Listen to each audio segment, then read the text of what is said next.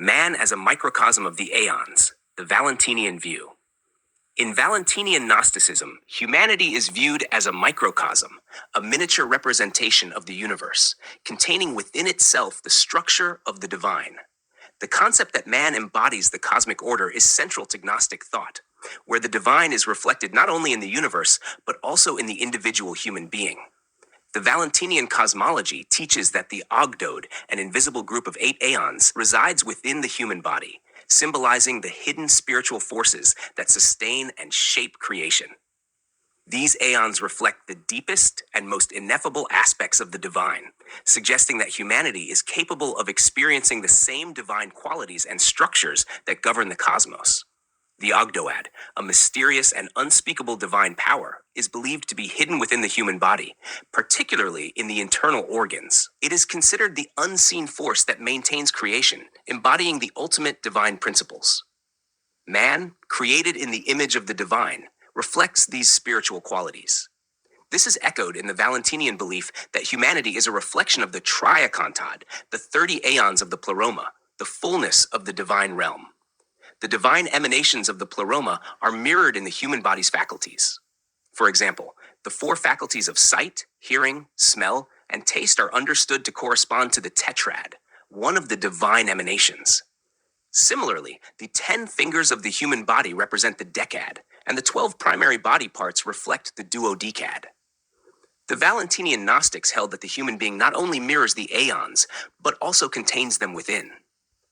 The hidden Ogdoad within the body represents the ineffable nature of the divine reality that cannot be fully comprehended by the senses or the intellect.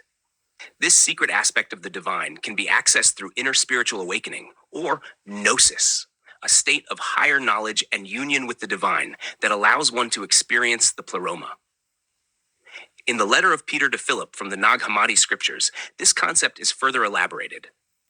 Jesus, in response to his disciples, speaks of the Pleroma and his role in its manifestation. Concerning the fullness, it is I. I was sent down in the body for the seed that had fallen away. The letter of Peter to Philip, Nag Hammadi Codex 8:2. Here, Jesus reveals his divine mission to restore the lost seed of the Pleroma, an image of the divine fullness, by descending into the material world and taking on a mortal form. His purpose was to restore the divine order, offering humanity the opportunity to become filled with the same divine essence. This notion of transformation is central to Gnostic thought. The letter of Peter to Philip states, "You will become luminaries in the midst of mortals," signifying that the believers, through spiritual awakening, can become divine beings like the Aeons. This idea suggests that Gnostics, through their mystical understanding and union with Christ, can attain the status of divine beings, mirroring Christ's own transformation into fullness. As the Gospel of Philip expresses, "You saw the Spirit, you became Spirit. You saw Christ, you became Christ. You saw the Father, you will become the Father."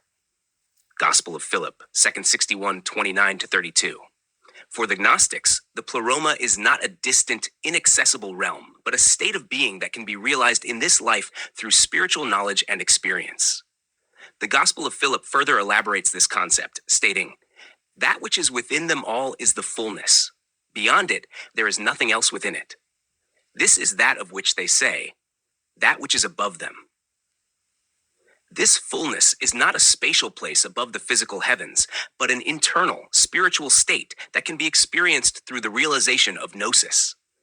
The Gospel of Truth expands on the transformative nature of the Pleroma, explaining that fullness, which has no deficiency but fills up deficiency, is provided to fill a person's need so that the person may receive grace.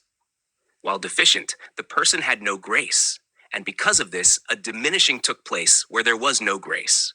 When the diminished part was restored, the person in need was revealed as fullness.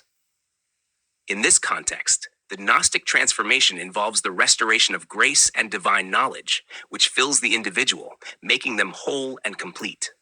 Finally, in the secret book of James, Christ urges his followers to be filled and leave no space within you empty.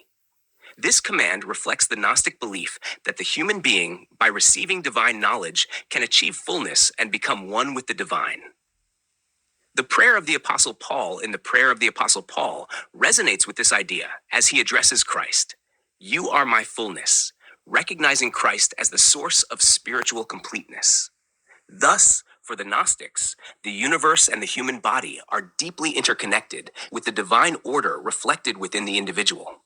Through the process of gnosis, one can access the fullness of the divine, transforming oneself into a reflection of the Aeons, just as Christ, through his union with the Pleroma, embodies the fullness and the divine light.